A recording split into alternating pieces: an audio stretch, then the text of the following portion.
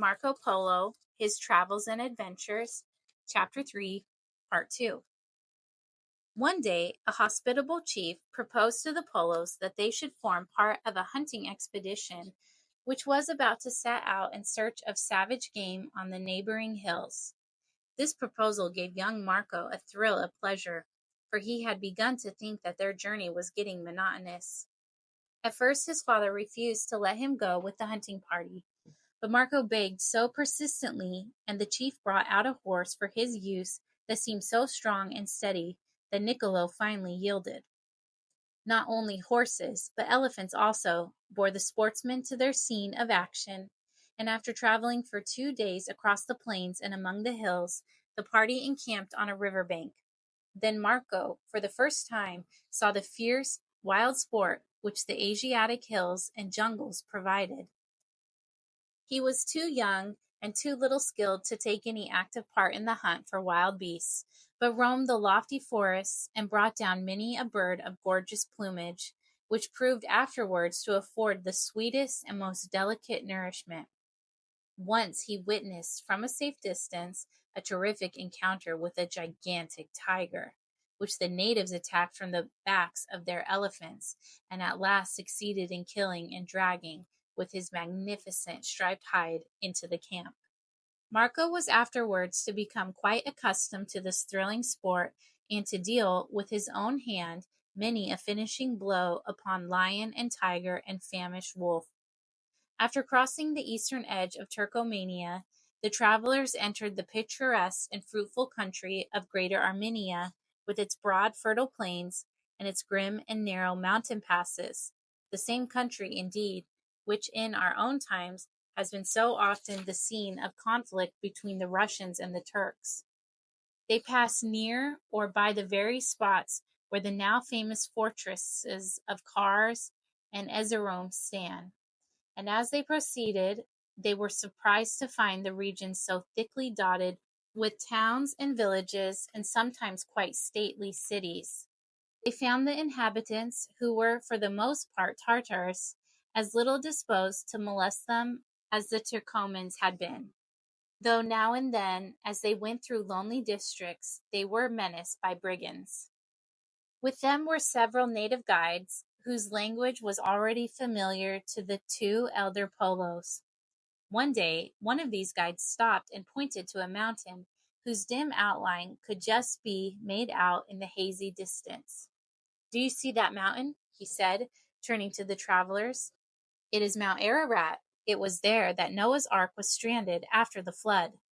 The Ark is still there, on the top of the mountain, and the faithful of this region brave the snows with which Ararat is perpetually shrouded to get from the Ark some of its pitch, which they make into amulets and wear as a charm around their necks." Marco listened with open mouth and stared long and earnestly at the famous eminence. He could scarcely believe that the Ark was still there, yet the guide spoke so earnestly that he was loath to doubt what he said.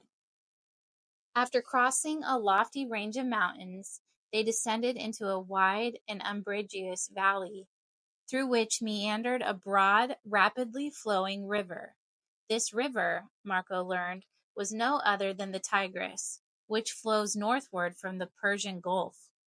On every hand, the young traveler perceived the majestic ruins of the splendid civilization which had once existed in this valley.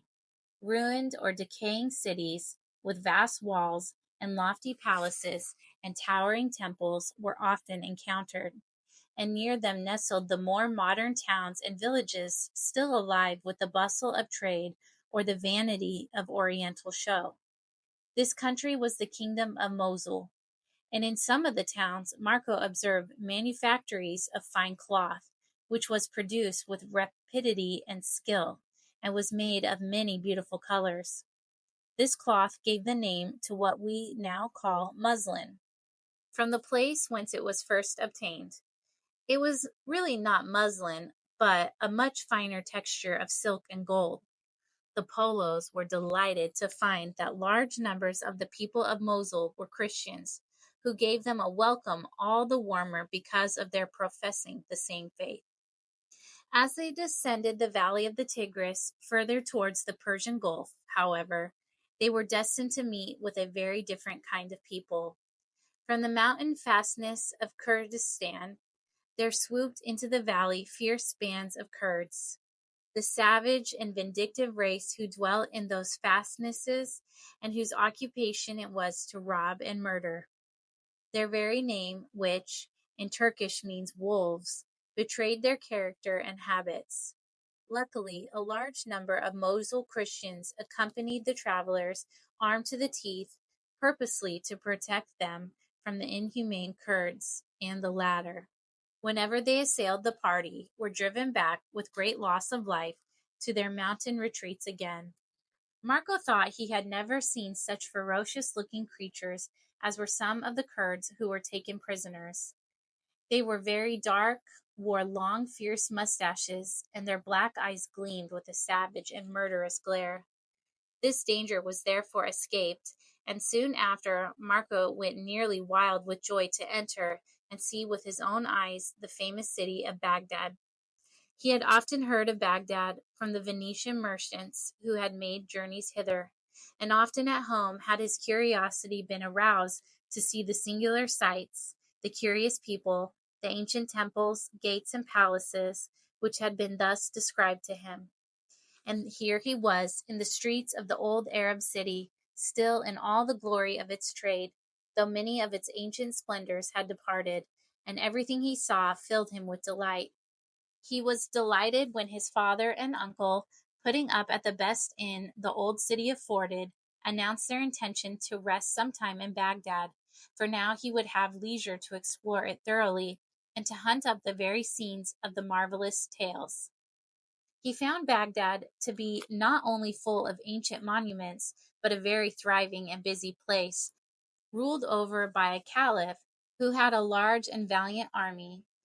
It produced a bewildering variety of cloths, such as silk, gold cloth, and brocade, and it was a fine sight to see the men and women of the higher classes arrayed in these splendid tissues as they strolled on the river bank, or lolled in their luxurious balconies that overlooked the Tigris. It was while in this famous place that Marco heard a story which gave him an insight into Oriental character. About 40 years before, there had been reigning at Baghdad a caliph who was very avaricious and also very rich. He had a lofty tower which was said to be piled full of gold and silver. A Tartar prince came with a great army, attacked Baghdad, and took it, and made the caliph a prisoner. When he saw the tower full of treasure, the Tartar conqueror was amazed, and ordering the captive caliph into his presence, said, "Caliph, why hast thou gathered here so many riches? When thou knewest I was coming to attack thee, why didst thou not use it to pay soldiers to defend thee?" The caliph not replying, the Tartar went on, "Now, Caliph, since thou hast so vast a love for this treasure, thou must eat it." He caused the caliph to be shut up in the tower, and commanded that neither food nor drink should be given him, for, he said, he must eat the gold or nothing. The poor caliph died in the tower some days after of starvation, though surrounded by heaps of treasure that would have bought food for a mighty army. Marco had by this time picked up enough of the language of the region to converse with the natives, and nothing pleased him more than to wander about the bazaars and shops and to find some talkative Mussulman who would sit and tell him stories. In this way he heard many tales which were scarcely less romantic than those of the Arabian Nights. One of the stories that seemed most wonderful to him was that of the one-eyed cobbler. Some years before, it was related, there reigned a Baghdad caliph who bore bitter hatred against the Christians, and who was resolved to put them to the sword. Thinking to entrap them by their own doctrine, he called a vast number of Christians together, and pointed to the passage in the Bible which says that if a Christian has faith as a grain of mustard seed, and should command a mountain to be moved, it would obey the command. "Now," said the caliph, "you who have such faith must either move that mountain which you see yonder," pointing to a very lofty eminence, or you shall one and all perish by the sword. Unless you do this in 10 days, or become Mohammedans, every one of you shall die." The Christians were terrified and bewildered at the caliph's words and knew not what to do. For several days they felt like men already lost.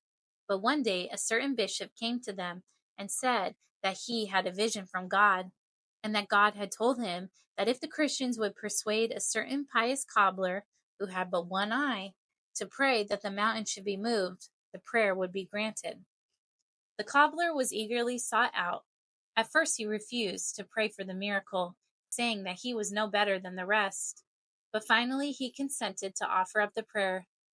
The caliph's army and the Christians assembled on a vast plain before the mountain. The cobbler knelt and made a solemn appeal to heaven, when lo, the mountain rising up moved to the spot that the caliph had pointed out.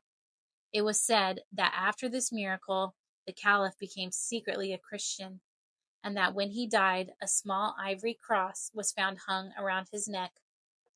Marco was very loath to leave Baghdad, with its romantic memories, its venerable buildings, its brilliant bazaars, and its captivating storytellers.